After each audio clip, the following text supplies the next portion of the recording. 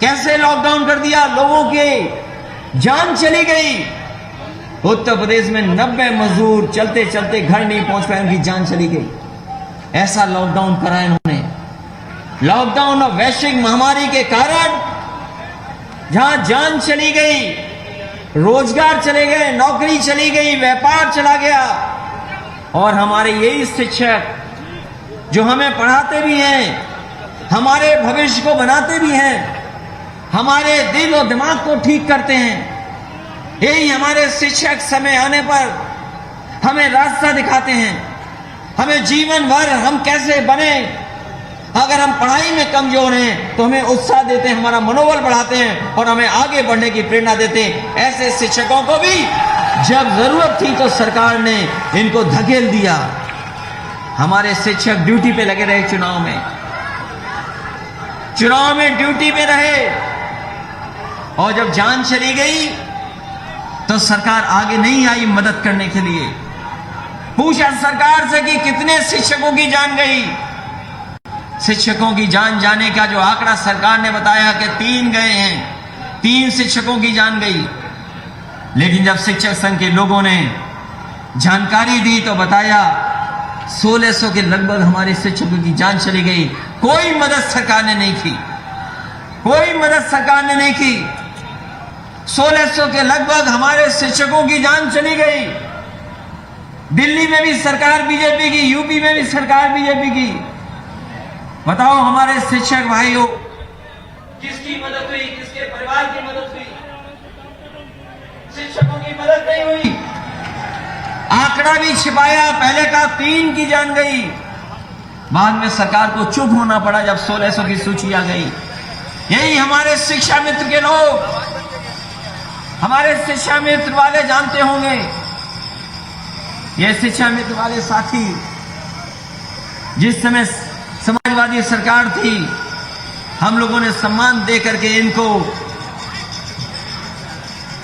समायोजित करने का काम किया था। हमारे शिक्षा मित्र जानते होंगे, उनको अगर किसी ने सम्मान दिया था सरकार में तो समाजवादी लोगों ने उन्हें सम्मान देने का काम किया। लेकिन उनका सब कुछ छिन गया। उनका घोषणा पत्र उठाइए, बीजेपी के लोगों का घोषणा पत्र, ताकि हम शिक्षा मित्रों को सम्मान देंगे, उनको समायोजित कर देंगे। लेकिन जैसे ही सरकार बनी, शिक्षा मित्रों को भी धोखा देने का काम अगर किसी ने किया है तो भारतीय जनता पार्टी के लोगों ने किया है। आज शिक्षक खड़े हैं सड़क पर, मानदेय देने का काम शुरू हो गया था। अभी कुछ लोगों ने कहा मैं यहां पर वेतन वालों के लिए रास्ता निकाला था समाजवादियों ने। वेतनहीन वालों की भी मदद सरकार नहीं कर पा रही है। ये पुरानी पेंशन किसने छीनी? बीजेपी ने छीनी। ये शिक्षा मित्र किसने बनाए थे? बीजेपी ने बनाए थे, और बाद में उनकी जान भी ले ली और उनको नौकरी से भी बाहर करने का काम किया। इतना शिक्षक और नौजवान पे कभी लाठी नहीं पड़ी होगी जितना भारतीय जनता पार्टी की सरकार में उन्हें अपमानित होना पड़ रहा है। जो अधिकार हमें संविधान ने दिए हैं, जो अधिकार हमें संविधान ने दिए, उन अधिकारों को भी छीना जा रहा है। हम आपसे जानना चाहते हैं, ये बीजेपी के लोगों ने कहा कि हम तो राष्ट्र प्रेम है हमारे अंदर, राष्ट्र के लिए जीते मरते हैं। बताओ ये कहा कहते हैं कि नहीं कहते हैं?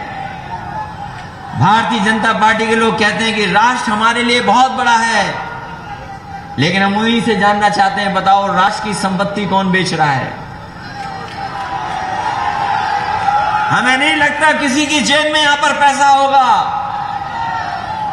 अगर जेब में पैसा हो तो भारतीय जनता पार्टी की ऐसी सरकार है कि अगर आपको ट्रेन खरीदनी हो तो ट्रेन खरीद लो, पटरी खरीदनी हो तो पटरी खरीद लो, हवाई जहाज खरीदना हो तो हवाई जहाज खरीद लो, एयरपोर्ट खरीदना तो एयरपोर्ट खरीद लो, पानी का जहाज जहां खड़ा होता है वो भी पोर्ट खरीद लो। ये फैसला ले रही है भारतीय जनता पार्टी। सोचो, हमारे भारत की संपत्ति बेच रहे हैं। बताओ बिकने लगा कि नहीं बिकने लगा? और इनका बस चला तो हो सकता है गंगा में पानी का जहाज चलने वाला भी ये बेच दें किसी न किसी प्राइवेट आदमी को देने के, जाओ चलाओ जाके। सोचो हमारे निषाद बिल समाज का क्या होगा, जो नावक है उनका क्या होगा, नाव चलाने वालों का क्या होगा। और जब ये बीमारी आई दोबारा, आज तो हम कोई मास्क नहीं लगाए। मैं जब हेलीकॉप्टर से उतरा तो मैं मास्क लगाए हुए था, हमें भी कानून का पालन करना था। लेकिन जैसे ही सभा में आया तो मुझे लगा कि यहां पर तो है ही नहीं, पता ही नहीं लगी बीमारी कहां चली गई है। लेकिन पता नहीं कब लौट आए, ये भी सावधान रहना। जैसे जैसे चुनाव आएगा हो सकता है करीब आ जाए बीमारी। और देखिए भारत वैश्विक महामारी के कारण, इस वैश्विक महामारी के कारण हमने, आपने, सबने पालन किया, ईमानदारी से पालन किया हमने, आपने, सबने। अगर सरकार का प्रोटोकॉल ये था कि अगर मेडिकल का ये प्रोटोकॉल था कि हमें नाक और मुंह बंद करके रहना है, तो हमने कैसे भी, और हमने आपने मिलकर के जैसे भी बंद करके रखा हो, कभी अंगोछे से, कभी कपड़े से, कभी मास्क से, हम लोगों ने अपनी नाक और मुंह बंद करके रखा, हम लोगों ने पालन किया। लेकिन सोचो कभी यहां पर शिक्षक बैठे, नौजवान नौकरी रोजगार मांग रहा है, किसान वहां अपनी पैदावार की आय मांग रहा। ये भारतीय जनता पार्टी के लोगों ने पता नहीं कौन सी बीमारी हो गई है इनमें, जिन्होंने आंख और कान बंद कर रखे हैं। वैश्विक महामारी से तो हमारे नाक और मुंह बंद था, लेकिन भारतीय जनता पार्टी के आंखें और कान क्यों बंद हैं, कोई पता नहीं है, कोई पता नहीं क्यों बंद है। और जब सबसे ज्यादा जरूरत थी सरकार की, जब सबसे ज्यादा सरकार मदद कर सकती थी गरीबों की, इन्होंने मुंह फेर लिया जनता की तरफ से, गरीबों से मुंह फेर लिया और गरीबों को अपने हाल पे छोड़ दिया। जैसे मजदूरों को अपने हाल पे छोड़ दिया था, वैसे ही गरीबों को अपने हाल पे छोड़ दिया। न दवाई का इंतजाम किया, न अस्पताल का इंतजाम किया, और न ही ऑक्सीजन का इंतजाम कर पाए। गरीब भागते रहे, लोग जिनके परिवार में लोगों को बीमारी हुई वो भागते रहे। न जाने कैसे इंतजाम किया होगा दवाई का, अस्पताल का और ऑक्सीजन का। कुछ लोगों को ऑक्सीजन नहीं मिली, जिसके कारण बड़ी संख्या में लोगों की जान चली गई। यही मां गंगा, ये मां गंगा बहती बहती बिहार चली गई। और सोचो कितनी लाशें मिली यहां पर, लाशें लाशें मिली। यही इलाहाबाद, प्रयागराज से लेकर के बनारस और आगे तक बक्सर तक लाशें मिली। उन्नाव में भी लाशें बह रही थी।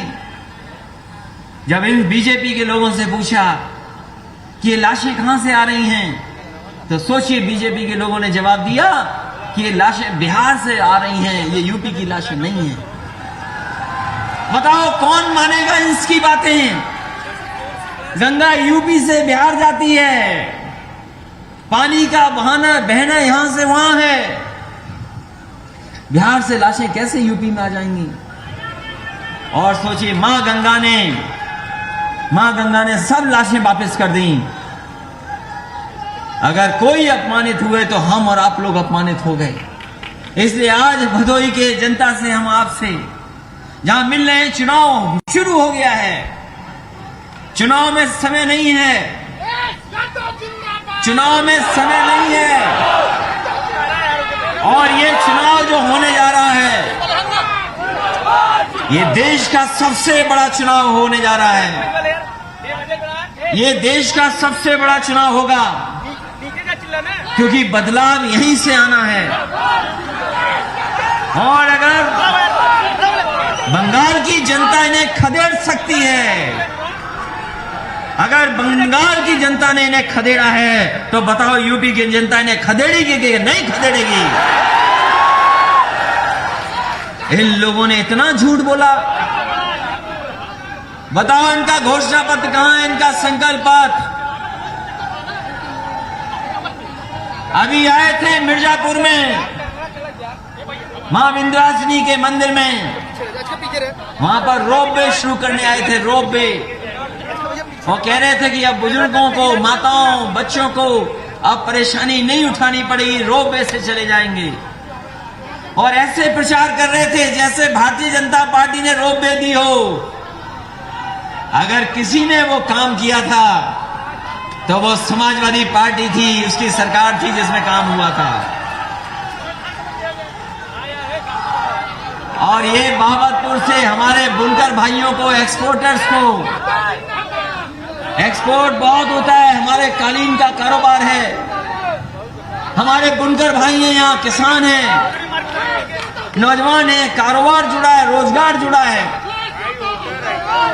और काम रोजगार की भारतीय जनता पार्टी के लोग बात नहीं करेंगे, क्योंकि काम और रोजगार हमें और आपको जोड़ता है। काम और रोजगार हमें जोड़ता है।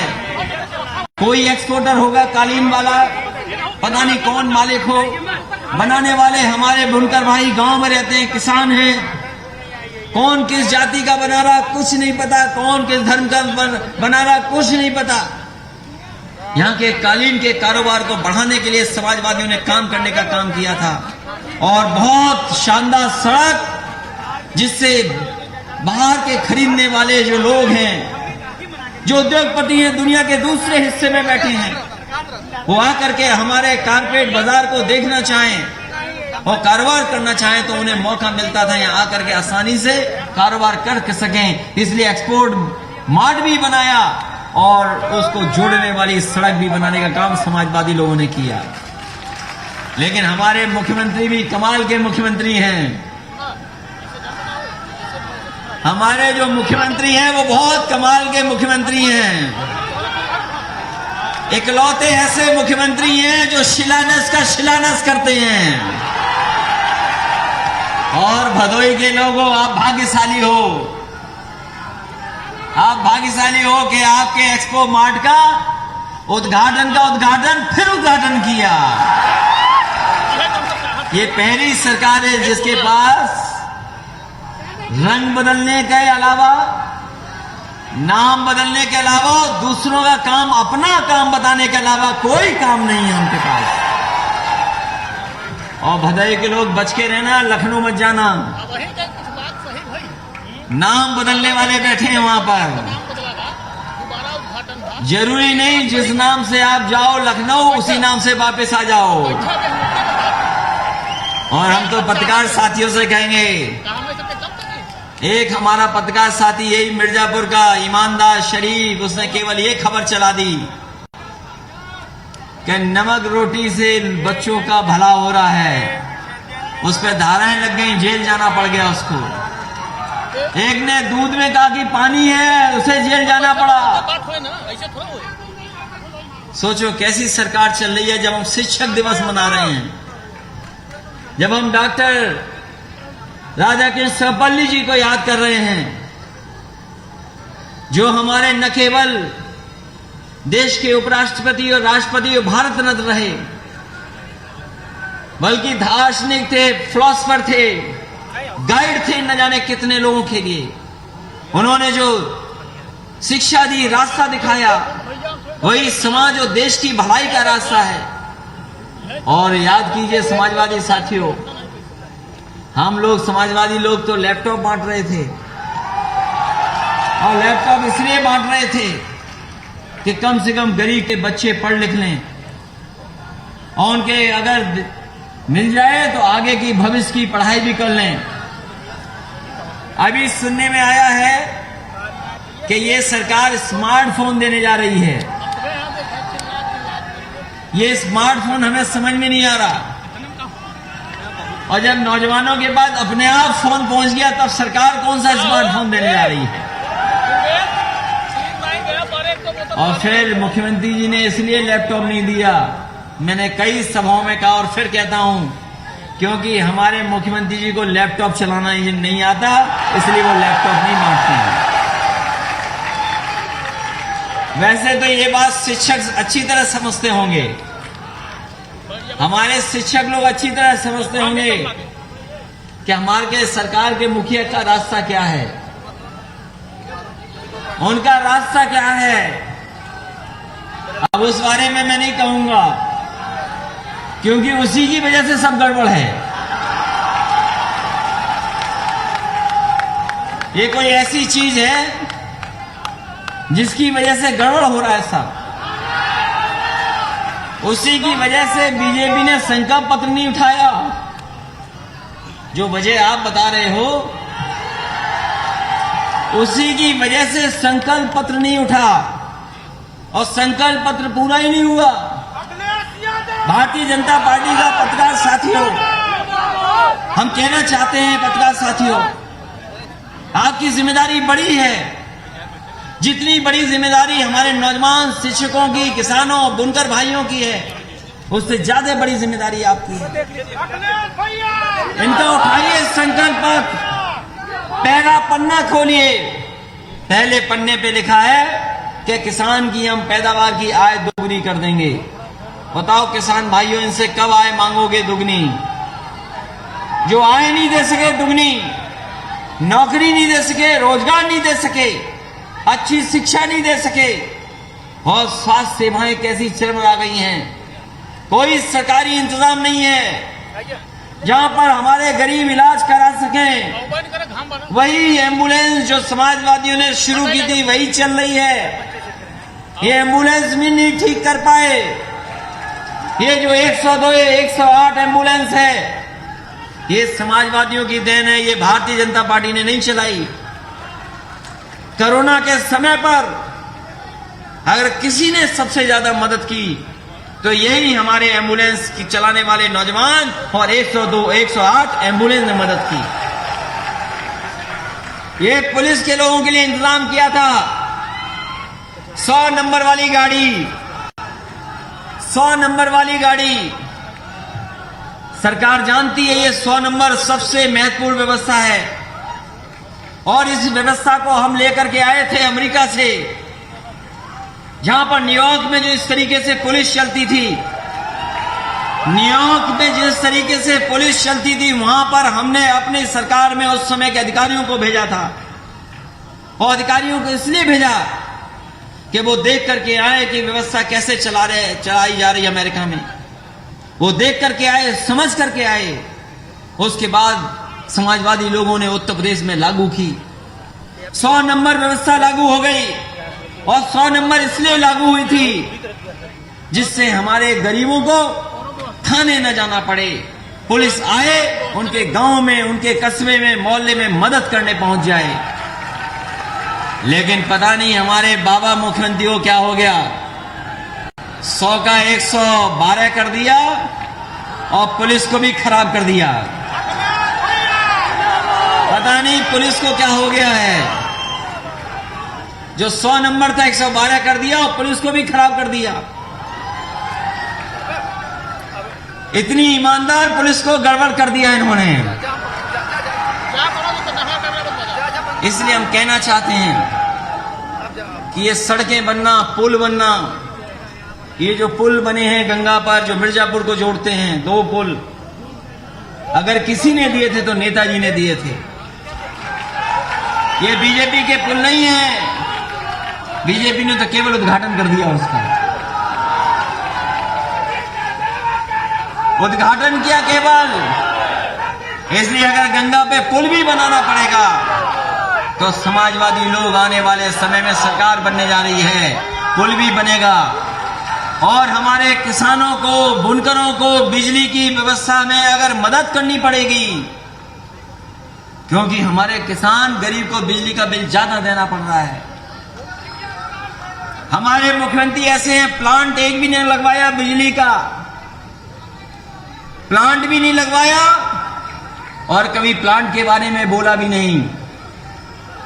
आज तक किसी ने सुना उनके मुंह से कि उत्तर प्रदेश में कोयले से बनने वाली बिजली के कितने कारखाने लगे हैं? आज तक किसी ने नहीं सुना होगा, ना सुना होगा, ना हमारे बाबा मुख्यमंत्री जी कह सकते हैं उसको। अगर किसी ने सबसे ज्यादा बिजली के कारखाने लगाए उत्तर प्रदेश में तो समाजवादी पार्टी की सरकार में लगने का काम हुआ, और बिजली इतनी लगाई कि आने वाले समय के लिए भी पर्याप्त हो जाए, लेकिन उन प्लांटों को बनने नहीं दिया इस सरकार ने। मुझे अच्छी तरह याद है, बीजेपी के एक विधायक धरने पे बैठ गए थे बनारस में भूख हड़ताल पे बैठ गए थे। बीजेपी के एक विधायक, सबसे बुजुर्ग, जिनकी टिकट कट गई, टिकट नहीं मिली उन्हें उसके बाद, वो धरने पर बैठे थे कि प्रधानमंत्री का क्षेत्र है, यहां पर बिजली होनी चाहिए, 24 घंटे बिजली। कई दिनों पर जब हड़ताल पे बैठे रहे, भूख हड़ताल पे बैठे थे, मैंने बुलाया, मैंने समझा उनसे, और जब उन्होंने कहा कि प्रधानमंत्री जी के क्षेत्र में 24 घंटे बिजली कर दो, हमने कहा हां, समाजवादी सरकार है, भेदभाव नहीं करेगी, 24 घंटे बिजली कर देंगे, लेकिन आप भी उत्तर प्रदेश के बिजली का कोटा बढ़ाने का काम करो। समाजवादियों ने तो बिजली दे दी 24 घंटे उस समय पर, लेकिन आज भी उत्तर प्रदेश का बिजली का कोटा नहीं बढ़ा। जिस प्रदेश ने सबसे ज्यादा लोकसभा के सांसद जिताए हों, जिस प्रदेश ने विधायक सबसे जिताए हों, बताओ, डबल इंजन की सरकार उत्तर प्रदेश में भी, दिल्ली की भी सरकार इनकी, लेकिन उत्तर प्रदेश को क्या मिला ये सोचो। हमारे गरीब किसान छात्र नौजवानों, सोचो क्या मिला आपको, और क्या सपने दिखाए जा रहे थे कि मां गंगा साफ हो जाएंगी। इस बार मां गंगा ही इनका सफाया करेंगी और कोई सफाया नहीं करेगा। सपना दिखाया कि बनारस क्यूटो हो जाएगा, बनारस क्यूटो हो जाएगा। अभी गोरखपुर का हमने देखा, लोग सड़क से नहीं चल पा रहे थे। गोरखपुर में लोग सड़क से नहीं चल रहे थे, लोग नाव से चल रहे थे। अब पता नहीं बनारस में कैसे चल रहे होंगे। इसलिए इन्होंने व्यवस्था खराब की है। जिस रास्ते उत्तर प्रदेश जाना चाहिए था उस रास्ते पे नहीं लेके गए, उत्तर प्रदेश को पीछे कर दिया। आज जो हमारे संसाधन हैं सब छीने जा रहे हैं। जितनी भी सार्वजनिक चीजें थी उनको सबको बेचा जा रहा है, और जब चीजें बिक जाएंगी तो बताओ हमारा आपका भविष्य क्या होगा, बेकार हो जाएगा। इसलिए भविष्य की चिंता करिए। मैं आज वो चिट्ठी नहीं पढ़ रहा हूं, लेकिन मैं अपने साथ चिट्ठी लाया था एक। कभी अमेरिका के राष्ट्रपति ने अपने बेटे के हेड मास्टर के लिए चिट्ठी लिखी थी कि हमारे बेटे को क्या क्या सिखाना है। अब्राहम लिंकन, उन्होंने अपने बेटे के हेड मास्टर को चिट्ठी लिखी थी, और इस चिट्ठी में जो जो चीजें लिखी थी, मैं तो कहूंगा हमारे शिक्षक, क्योंकि हमारा आप भविष्य बनाते हैं, आने वाली पीढ़ी का आप भविष्य बनाते हैं, आप भविष्य के शिल्पकार हैं। जो कभी अब्राहम लिंकन उस समय के राष्ट्रपति अपने बेटे को सिखाने के राष्ट्रपति को चिट्ठी लिखी थी, अगर वही हम लोग सीख लें तो शायद हमारा भविष्य भी बेहतर हो जाएगा और समाज का और देश का भी भविष्य बेहतर होगा। आज हमें सोचना होगा कि दुनिया में हम कहां खड़े हैं, हमारा प्रदेश कहां खड़ा है, सबसे बड़ा प्रदेश, लेकिन उस प्रदेश को पीछे करने का काम किया। जो विकास की गति थी उसको रोक दिया, जो कारखाने उद्योग लगने थे वो बंद कर दिए। हमारे बुनकर भाइयों की जो मदद होती थी, इस कोविड में, कोरोना में, न जाने कितने बुनकर भाइयों को परेशानी उठानी पड़ी, किसानों को परेशानी उठानी पड़ी। कभी नेताजी ने शुरू किया था कि उनको सस्ती बिजली देंगे, उनकी फिक्स रेट में बिजली देंगे, क्योंकि उनकी मदद की जरूरत थी, लेकिन सरकार ने उनकी व्यवस्था को छीन लिया। हम अपने किसान भाइयों को भरोसा दिला के जा रहे हैं, हम अपने बुनकर भाइयों को भरोसा दिला के जा रहे हैं, समाजवादी सरकार बनेगी तो आपको बिजली से की मदद करने का काम और ज्यादा से ज्यादा सहूलियत देने का काम हम लोग करेंगे। जो देश दुनिया को न जाने की चीजें सिखाता था, जो भारत देश दुनिया को न जाने क्या क्या सिखाता था, आज सोचो दुनिया में हम कहां खड़े हो गए।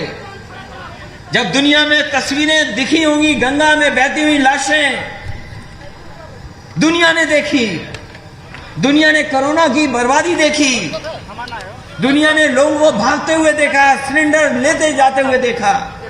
सोचो हमारा देश का कितना अपमान हुआ। और तब जब देश के पास किसी चीज की कमी नहीं है, आज उत्तर प्रदेश में गरीबों का इलाज वही अस्पताल कर रहे हैं जो अस्पताल समाजवादी सरकार में बने थे। इन्होंने 4.5 साल में उत्तर प्रदेश के मुख्यमंत्री जी बताएं कि कौन सा अस्पताल का शिलान्यास किया था और उसी अस्पताल का उद्घाटन किया हो तो हमें बता दो। अगर एक अस्पताल आपने दिया हो तो बता दो हमें। एक बड़ा अस्पताल जो आपने शिलान्यास किया उसका उद्घाटन किया हो तो बता दो। और कह रहे वैक्सीन लगेगी, वैक्सीन लगेगी। हम तो कह रहे फ्री लगाओ वैक्सीन, फ्री लगाओ। और कभी कभी आरोप लगा देते हैं कि आप नहीं लगवा रहे इसलिए बहुत सारे लोग नहीं लगवा रहे हैं। मैंने उनसे कहा कि हम समाजवादी लोग हैं, आप लगाइए स्टॉल, गांव गांव लाइए वैक्सीन, हम समाजवादी लोग मदद करेंगे गरीबों को वैक्सीन लगवाने के लिए। लेकिन है कहां, है कहां? पता नहीं कहां है वैक्सीन। और वैक्सीन कोई प्रसाद थोड़ी है जो दोबारा ले लिया जाएगा। आप स्टॉल लगाइए, आप इंतजाम करिए और गांव में फ्री लगवाइए। किसने रोका है आपको? पहले कहते थे 2 डोज जरूरी है, 2 डोज में इतना समय होना चाहिए। पहली वैक्सीन अब लगेगी, दूसरी वैक्सीन इतने दिनों बाद लगेगी। लेकिन क्योंकि वैक्सीन नहीं है तो आपने दिन बढ़ा दिए, 2 वैक्सीन के बीच में दिन बढ़ा दिए, क्योंकि आपके पास वैक्सीन नहीं है। इसलिए हम आपसे निवेदन करना चाहते हैं समाजवादी साथियों और शिक्षक सभा के कार्यक्रम में इतनी बड़ी संख्या में जो शिक्षक आए हैं आज उत्तर प्रदेश में, उस हिस्से में जहां किसान खड़े हैं या शिक्षक नौजवान और किसान बुनकर भाई खड़े हैं, ये बदलाव आना चाहिए, बदलाव होना चाहिए। ये बदलाव का चुनाव है, परिवर्तन का चुनाव है। चीजें बदली हैं, चीजें हर स्तर पर बदली हैं, चीजें बदलती जा रही हैं। ये जो टेक्नोलॉजी आ रही है इससे बहुत सी चीजों में परिवर्तन आ रहा है। जब से हमारे लोगों के हाथ में मोबाइल आ गया तब से हमारे लोगों की जानकारी भी बढ़ गई, एक दूसरे से संवाद भी बढ़ गया। आज जानकारी किसी से कोई छिपा नहीं सकता, ऐसा समय आया है। और अगर किसी ने सबसे ज्यादा उत्तर प्रदेश को विकास के रास्ते पे ले जाने का काम किया तो समाजवादी लोगों ने किया है। इसलिए हम आपसे एक बार निवेदन करते हैं, शिक्षकों से, नौजवानों से, कि आने वाले समय में आप साइकिल की मदद करना, साइकिल की मदद करना, क्योंकि यही साइकिल है जो रास्ता दिखाएगी, यही साइकिल है जो रफ्तार बढ़कर के उत्तर प्रदेश को विकास के रास्ते पे ले जाने का काम करेगी। और ये बीजेपी के लोग बताएं कि उनके संकल्प पत्र को कितना पूरा किया उन्होंने। इन्हीं शब्दों के साथ मैं एक एक नौजवान का धन्यवाद देता हूं। हमारे शिक्षक, आदरणीय शिक्षक बैठे, उनका भी धन्यवाद देता हूं।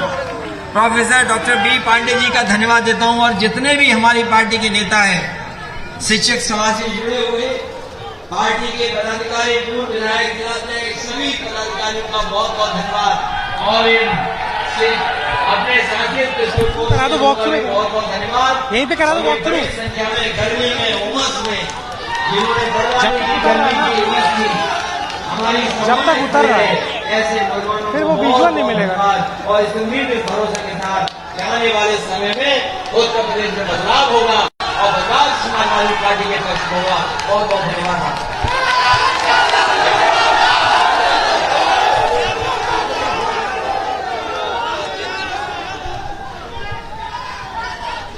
बहुत सारे लोग समाजवादी पार्टी में शामिल होना चाहते थे, जिसमें